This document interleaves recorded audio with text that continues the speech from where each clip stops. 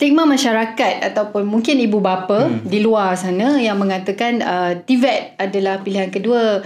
Pada pandangan peribadi saya, sepatutnya itu tidak berlaku lah.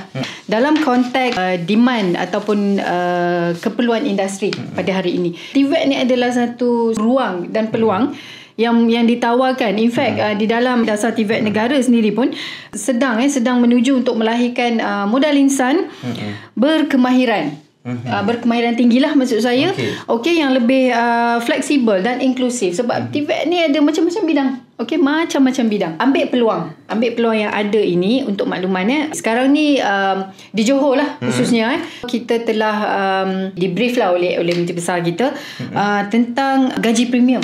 Gaji premium kita ada pelbagai dasar lah yang ada di Johor, di mana kita sebagai salah satu institusi pendidikan tinggi yang ada di dalam Johor turut bersama-sama dengan JTDC ataupun Johor Talent Development Council ini untuk mengenal pasti dan membuka ruang kepada semua untuk mendapatkan gaji premium. Gaji premium. Kalau maksudnya kalau you grad, you keluar, you kerja, gaji 4,000 tak lagi. Oh, serius? Minimum tu dek. Minimum. Okay. So itu yang dikata premium tu. Okay. Jadi memang besar.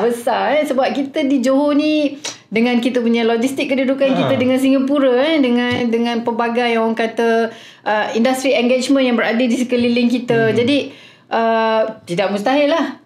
Kita grad walaupun diploma, kita punya starting kita punya gaji tu boleh dapat 3,000, 4,000 rather than minimum 1,700 tu. So adik-adik yang berada di luar sana, untuk makluman lah, walaupun kita punya penawaran telah dibuat, adik-adik masih mempunyai ruang untuk membuat rayuan. So jangan sia-siakan. Mana-mana yang belum dapat tempat tu, cepat-cepat.